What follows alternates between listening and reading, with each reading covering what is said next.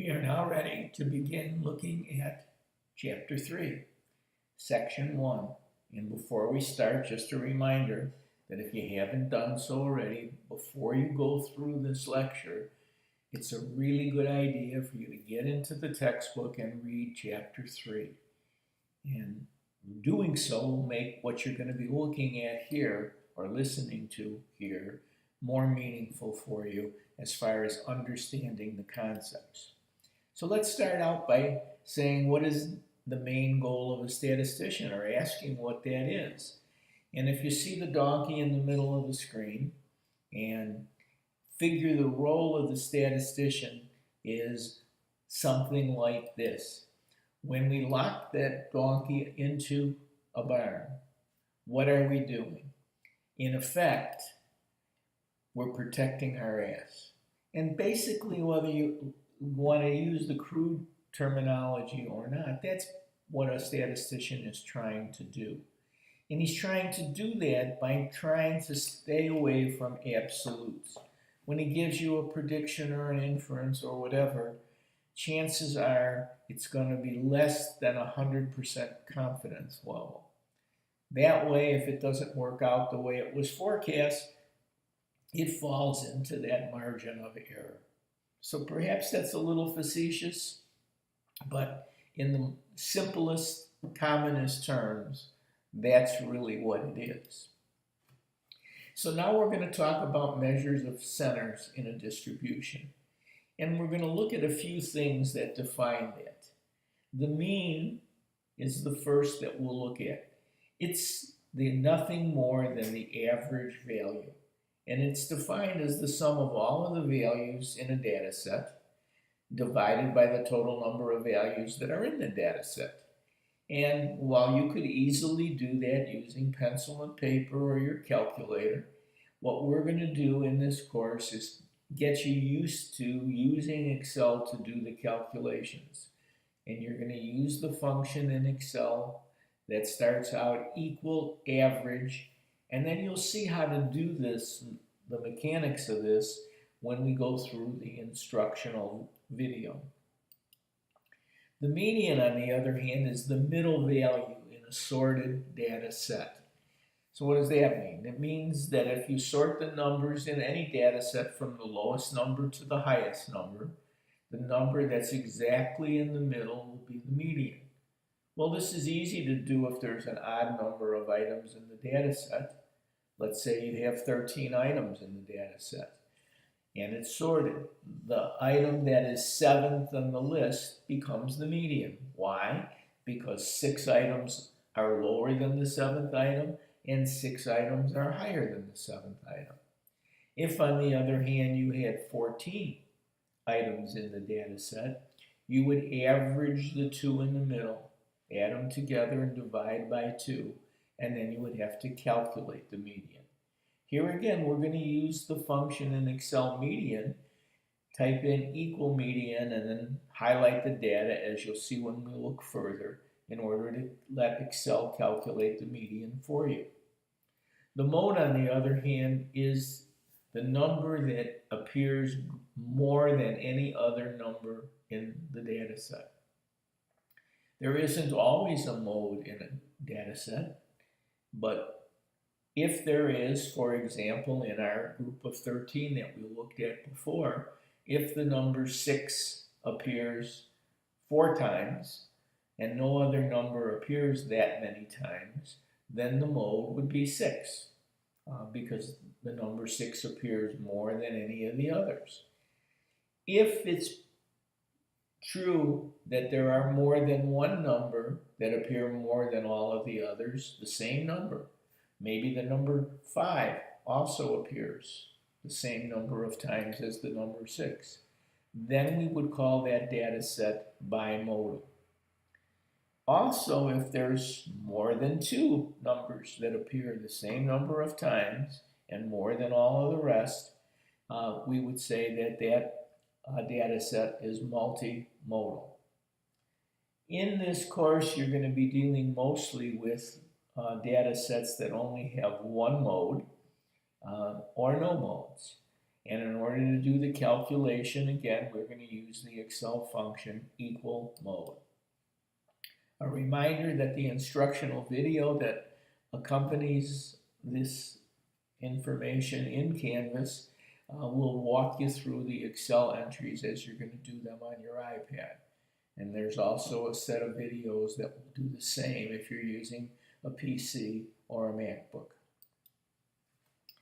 In some cases, there is data value that is much higher or much lower than almost all of the other values.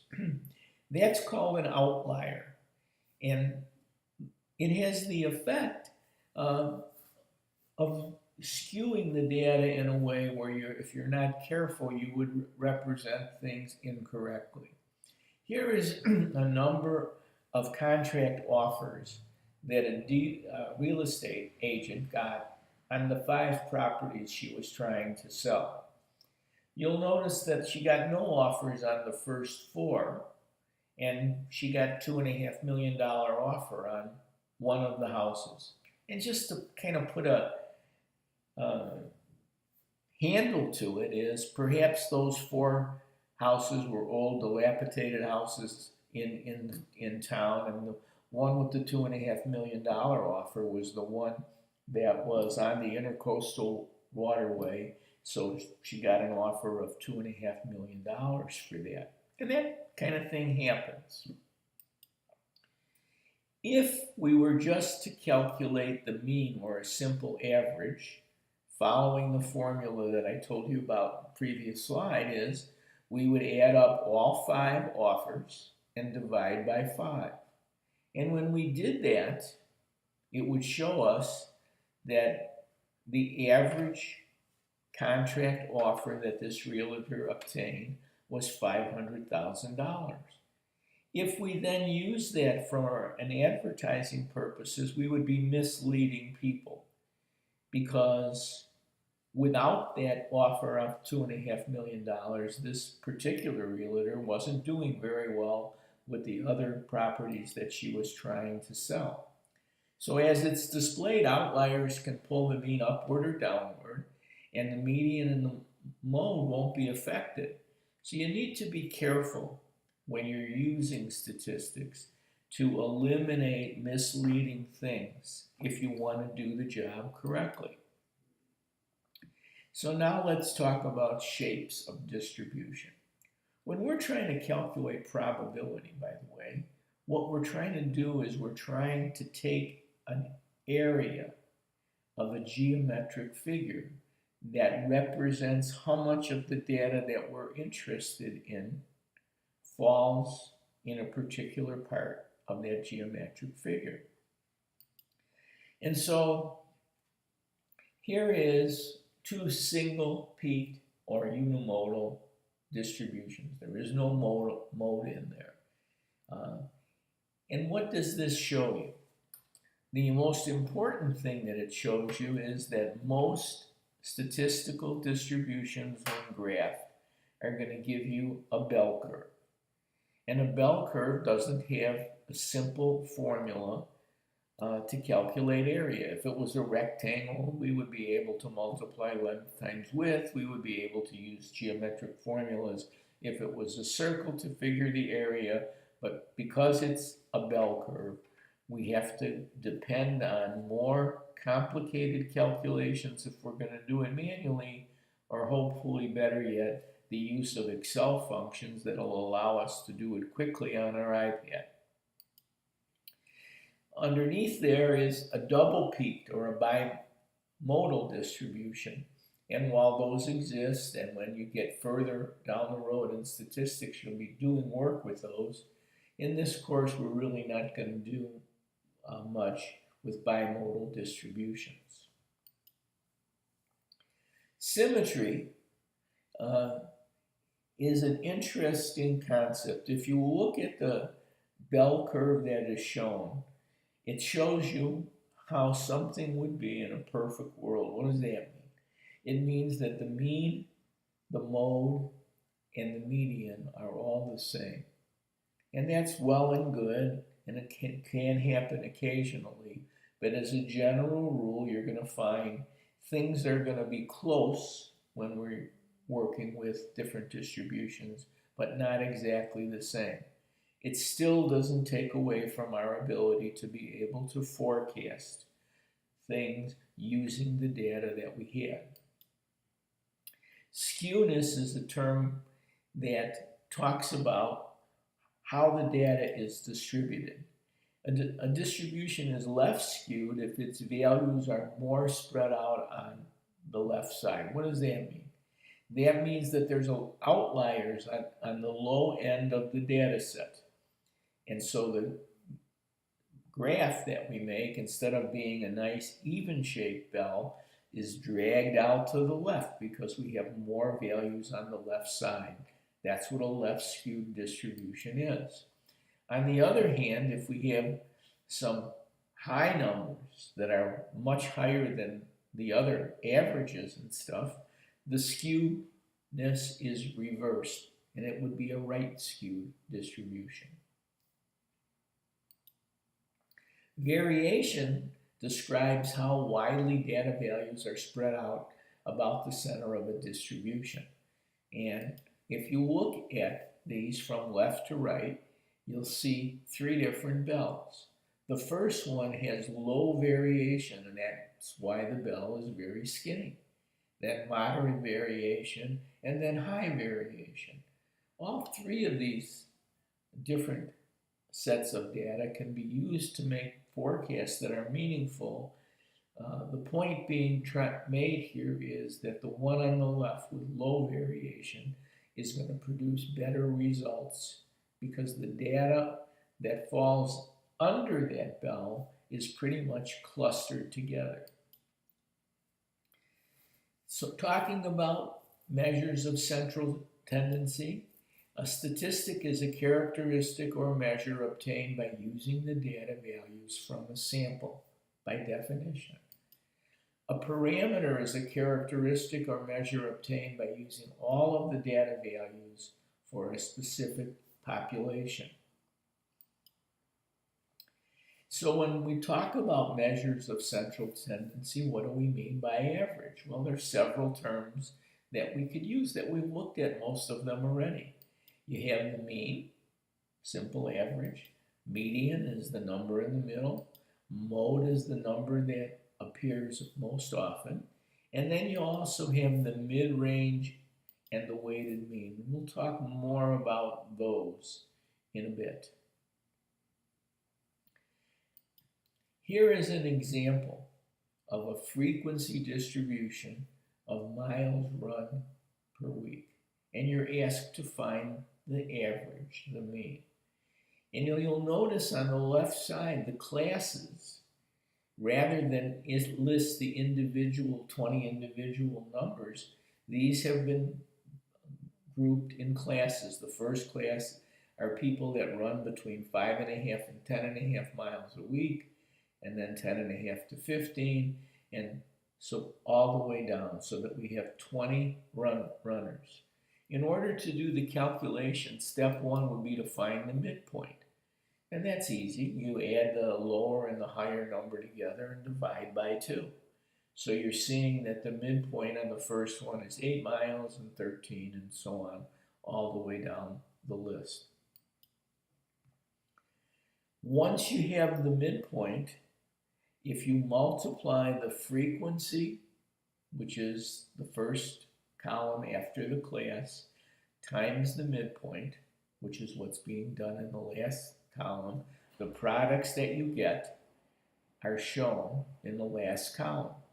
If we add all of those up, we come up with 490. If we divide the 490 by the total number of frequencies, what we'll get is an average that applies to all of those groups. In this case, it would be 24.5 miles.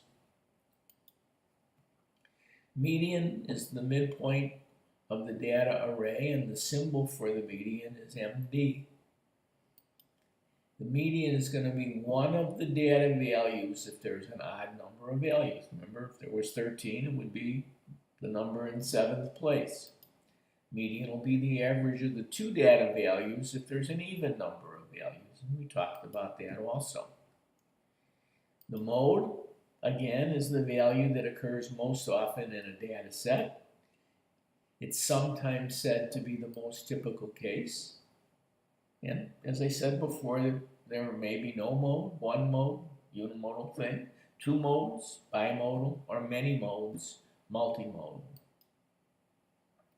So here is miles run per week, and you're asked to find the modal class for the frequency distribution of miles that 20 runners ran in 1 week.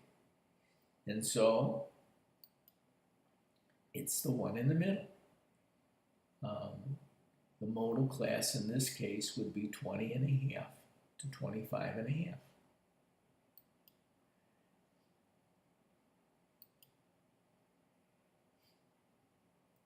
The mode, then, the midpoint of the modal class, if we added 20.5 plus 25.5 and divide by 2, we would get 23 miles per week. Okay. Measures of central tendency, starting with the mid-range. The mid-range is the average of the lowest and highest values in a data set. There is no function to calculate that. It's just a very simple formula. You take the lowest number and the highest number and divide by 2, and that calculation will give you the mid-range. An example of waterline breaks, which could be anything. In the last 2 winter seasons, the city of Brownsville, Minnesota reported these number of waterline breaks per month. Find the mid-range. Well, the way that you would do that is you would sort the numbers from the lowest to the highest. In this case, there's just a handful of numbers, so you can see the low number is 1 and the high number is 8. And so now you would go ahead and do the formula. Lowest is 1 plus 8 is the highest, divided by 2 equal 9/2, reduced to 4.5. The mid-range then would be 4.5. Next, we talk about a weighted mean. The weighted mean of a variable by multiplying each value by its corresponding weight and dividing the sum of the products by the sum of the weights. Sounds complicated. A good example of a weighted mean is your GPA here in school, because you're looking at courses that are 3 hours, some are 4 hours, some are 2 hours, some are 1 hour, and then you're also getting your GPA because A's are worth 4 points and B's 3, and so on. The manual formula for doing that is shown here. The weight for the first item plus the weight for the second item all the way through gives you equals that large Greek E stands for the total of all of the weights, and each one is calculated by multiplying the weight by the actual number. And on the bottom is the sum of all of the weights. And here is an example of what I'm talking about. Student received the following grades, and you want to calculate the GPA. So this student took English Comp, Psych, Biology, Phys Ed, and it's listed the credits available. You got a 3-hour English Comp course, 3-hour Psych course, 4-hour Biology, 2-hour Phys Ed, and the student got the following grades: A, C, B, and D, and an A is 4 points, and a B is 3, and so on. So now if we go down 1 and apply the points, you can see that in English Comp, 3 credit hours, received an A, 3 times 4 is 12. Received a C in Psychology, 3 times 2 is 6, and so on. You total up those products, you get 32. The student took 12 hours for the semester, you divide 32 by 12, and you get a GPA of 2.7. Something that you probably have done many times by yourself. Okay, properties of the mean. It uses all of the data values. It varies less than the median or the mode, especially the more numbers you have, the more you add into it, it creates much smaller variances. It's used in compounding other statistics such as the variance. It's unique. It could be one of the data values, but it's usually not because it's an average. It cannot be used with open-ended classes. And when we looked at outliers, it's affected by extremely high or low values called outliers. And we don't want to forget that that's true. The median, the properties of it, it gives the midpoint. It's used when it's necessary to find out whether the data values fall into the upper half or the lower half of the distribution. You can use that for an open-ended distribution if you want. And it's affected less than the mean by extremely high or extremely low values. The number in the middle pretty much is the number in the middle. As far as the mode is concerned, it's used when you want to find the most typical case, usually. It's the easiest one to compute. Can be used with nominal data. It's not always unique, or there doesn't have to be one. Properties in the mid-range, very easy to compute. Gives you the midpoint. It is affected by extremely high or low values in the data set. And that takes us to the end of Chapter 3. We will be moving from here to the second set of slides that covers this chapter. And this is an important chapter, and it's important for you to understand how to do the calculations. So it's important to look at the information that's given and follow along with the instructional videos.